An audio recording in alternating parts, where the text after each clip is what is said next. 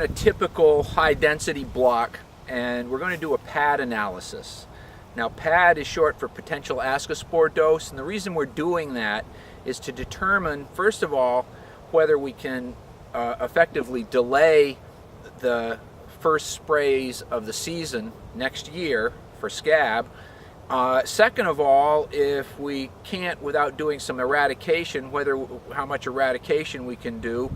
And then third, even if we eradicate, we may not be able to delay. So we're going to try to find out how much scab is in this orchard now. It's going to fall down from the leaves onto the orchard floor, and it's going to be the inoculum for next spring.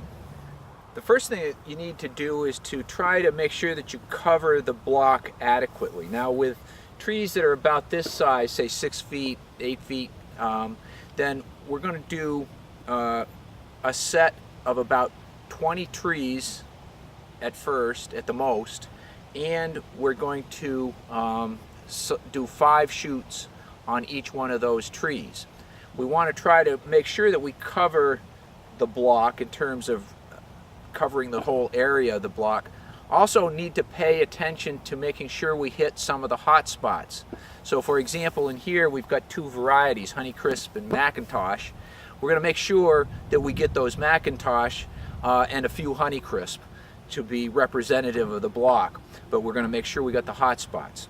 So if we look at this, we could say, okay, let's see, we're about at the edge of the block. Let's take one of these edge trees right in here.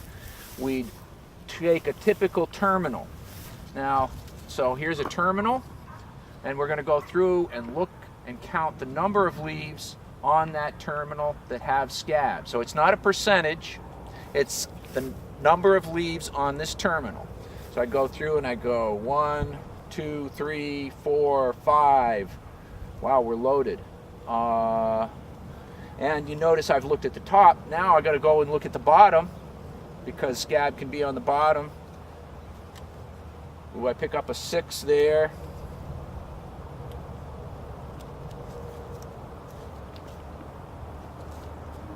And go all the way back, and it looks like that's gonna be it for this terminal. So we had 6 leaves on that terminal. I'll go around this tree, try to make sure I get the top, make sure I get the other side. So I've got representative terminals, count up the total number of leaves. Once I've got 5, we'll take that total and we'll choose the next tree where we're going to do another 5 terminals. And we'll keep adding up the total number of scabby leaves. So we have charts that tell us whether we can't delay and whether we can delay next spring, and these charts show the total number of scabby leaves that we've counted on the terminals on our trees. Now, the most terminals that you're going to need to count is a total of 100. As I said, on trees this size, that would mean going around and doing 20 trees, 5 terminals a tree at most.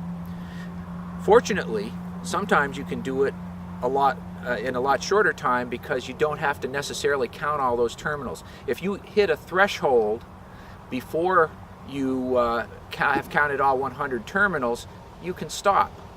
You can say, okay, I'm all right. So that means that you're over the limit, and there's no way you're going to have fewer scabby leaves. So that threshold works for going over the limit, doesn't help you for making sure that you're under the limit. All right, so you got to do, if you're always under the limit, you want to make sure you do the whole 100 terminals. If you go over that limit, then you can stop. You're not going to be able to delay. So, for example, John and I went through here and did a set of trees.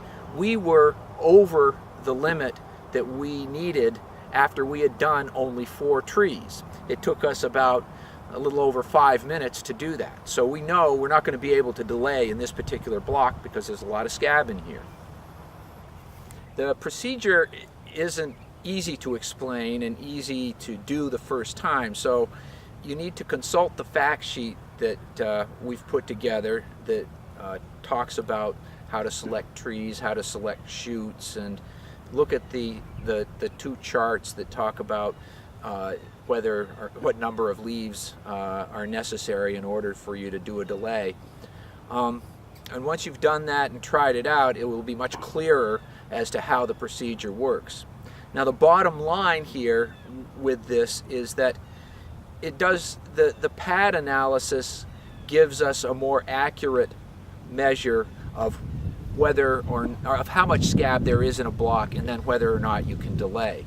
Now there's another aspect of this that is using urea and or leaf chopping to eradicate the inoculum, and we would recommend doing that in blocks anyway as a way of reducing the risk of scab the next season.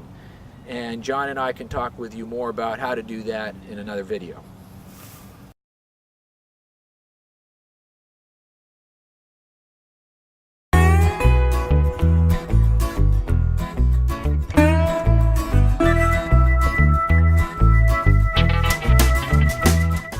So we have charts drawn up that will tell us how many shoots or how many scabby leaves are needed in order to make it so that you can't. You want to do that one over? Yeah.